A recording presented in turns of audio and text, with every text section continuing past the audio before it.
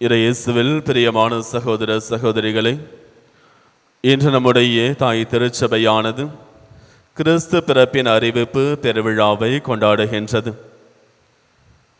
தொடக்கத்திலே ஆதாம் ஏவாள் பாவம் செய்த பிறகு அப்பொழுது கொடுக்கப்பட்ட வாக்குறுதி, அப்பொழுது உருவாக்கப்பட்ட கடவுளுடைய திட்டம் நடைமுறைக்கு வந்த நாள்தான் இன்றைய நாள்.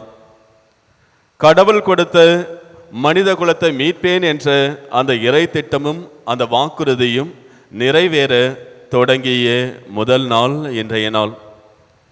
கபிரியேல் என்னும் வானதூதரை கடவுள் மரியா என்கின்ற ஒரு கன்னி பெண்ணிடத்திலே அனுப்புகின்றார்.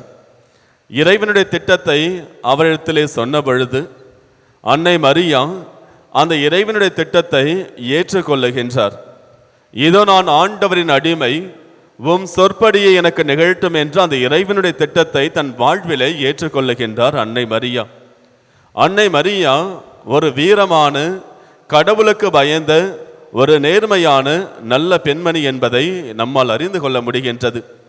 இந்த இறைவனுடைய திட்டத்தை கபிரியேல் அதிதூதர் அன்னை மரியாவுக்கு வெளிப்படுத்திய போது அந்த இறைவனுடைய திட்டத்தை தன் வாழ்வில் ஏற்பதால் தனக்கு என்ன நிகழப்போகுது என்பதை நன்கு அறிந்திருந்த அன்னை மரியா அதை ஏற்றுக்கொள்ளுகின்றார்.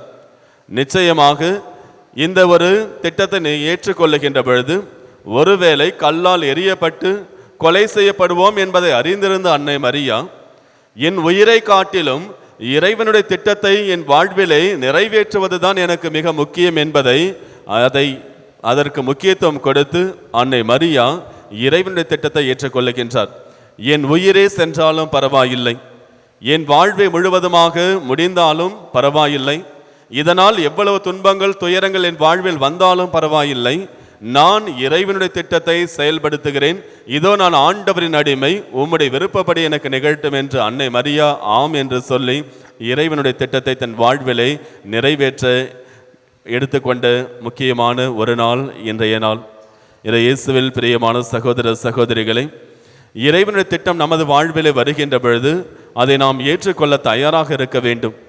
பல நேரத்திலே நாம் நினைப்பதுண்டு, இறைவனுடைய திட்டத்தை நமது வாழ்விலே ஏற்பதால் நமக்கு துன்பங்கள் துயரங்கள் வரும், நம் வாழ்விலே நாம் கஷ்டங்களை அனுபவிப்போம், என்ன செய்ய போகிறோம் என்று நினைத்து கொண்டு பல நேரத்தில் இறைவனுடைய திட்டத்தை நாம் உதறி தள்ளுவது உண்டு. நாம் ஒன்றை மறந்து விடுகின்றோம், நம் வாழ்விலே திட்டத்தை வகுக்கின்றவர் கடவுள். கடவுள் ஒரு திட்டத்தை நமது வாழ்விலே வகுக்குகின்றார் என்றால், அல்லது அந்த திட்டத்தை உருவாக்குகின்றார் என்றால், அந்த திட்டத்தை நிறைவேற்றுகின்ற பொழுது அந்த திட்டத்தை நிறைவேற்றுகின்ற வழியிலே எவ்வளவு துன்பங்கள் வரும், எவ்வளவு துயரங்கள் வரும், எவ்வளவு பேராபத்துகள் வரும் என்பது அனைத்தையும் இறைவன் அறிந்திருக்கின்றார். எனவே அந்த துன்பங்களிலிருந்தும் துயரங்களிலிருந்தும் வருகின்ற ஆபத்துகளிலிருந்தும் அவர்களை விடுவிப்பதற்கான அந்த வழிமுறைகளையும் அந்த திட்டங்களையும் சேர்த்துதான் இறைவன் வகுப்பார் என்பதை நாம் மறந்து விடுகின்றோம். அன்னை மரியா கல்லால் எறிந்து கொலை செய்யப்பட வேண்டிய ஒரு சூழ்நிலையில் இருந்தாலும் கூட இறைவன் அன்னை மரியாவை காப்பாற்றுகின்றார். அன்னை மரியா பலவிதமான துன்பங்களுக்கு ஆளாக நேர்ந்தாலும் எல்லா விதமான துன்பங்களிலும் துயரங்களிலிருந்தும் இறைவன் அவரை காப்பாற்றி இருக்கின்றார். அதே போன்றுதான் நம்முடைய வாழ்விலும் இறைவனுடைய திட்டத்தை நாம் ஏற்கின்ற பொழுது நம்முடைய வாழ்வில் வருகின்ற துன்பத்தையும் துயரத்தையும் அதை சரி செய்வதற்கான திட்டத்தையும் சேர்த்துதான் இறைவன் வகுப்பார் என்பதை நாம் நம்ப வேண்டும். இதை எரேமியா இறைவாக்கினர் வழியாக இறைவன் மிக தெளிவாக எடுத்து சொல்லுகின்றார். எரேமியா நூல் 29வது அதிகாரம் 11வது வசனத்திலே கடவுள் சொல்லுகின்றார், நான் உங்களுக்காக வைத்திருக்கின்ற திட்டங்களை நன்கு அறிவேன், அது எனக்கு தெரியும் அல்லவா என்று சொல்லுகின்றார். நான் உங்களுக்காக வைத்திருக்கின்ற திட்டத்தை நான் அறிவேன் அல்லவா. அந்த திட்டங்கள் உங்களுடைய வளமான எதிர்காலத்திற்கும் நம்பிக்கையும் அளிக்கக்கூடிய நல்வாழ்வின் திட்டங்களே அன்றி கேடு விளைவிப்பதற்கான திட்டங்கள் அல்ல என்று கடவுள் எடுத்து சொல்லுகின்றார்.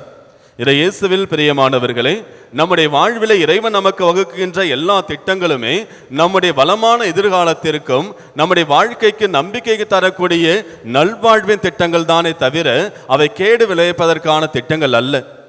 நாம் இறைவனுடைய திட்டத்திற்கு நாம் நம்மையே அர்ப்பணிக்கின்ற பொழுது அந்த திட்டத்தை நிறைவேற்றுகின்ற பொழுது வருகின்ற எல்லா துன்பங்களையும் துயரங்களையும் எல்லா கஷ்டங்களையும் நீக்குவதற்கான வழிகளையும் இறைவன் காட்டுவார். அதனால் வருகின்ற ஆபத்துகளிலிருந்தும் இறைவன் நம்மை விடுவிப்பார். எனவே அன்னை மரியாவை போன்று நம்முடைய வாழ்விலே நாம் இறைவனுடைய திட்டத்தை ஏற்று செயல்படுத்த முன்வருவோம். இன்றைய திருப்பாடலில் நாம் வாசிக்க கேட்டது போலவும், அதே போன்று இந்த 2ஆம் வாசகத்திலே ஆசிரியர் சொல்வது போல நாம் ஒவ்வொரு நாளும் நம்முடைய வாழ்விலே சொல்ல வேண்டும், கடவுளை இதோ உமது திட்டத்தை நிறைவேற்ற நான் வருகின்றேன். கடவுளை இதோ உமது திட்டத்தை நிறைவேற்ற நான் வருகின்றேன், என்னை ஏற்றுக்கொள்ளும் என்ற அந்த வரிகளை நம்முடைய வாழ்விலே ஒவ்வொரு நாளும் ஜெபங்களாக மாற்றி நாம் ஜெபிப்போம். இறைவன் நம்முடைய வாழ்விலே நமக்காக வைத்திருக்கிற திட்டங்கள் அனைத்துமே நம்முடைய வளமான எதிர்காலத்திற்கும் நம்முடைய நல் வாழ்விற்குமான திட்டங்கள் என்பதை நாம் நம்பிக்கையோடு ஏற்றுக்கொள்வோம். ஆமேன்.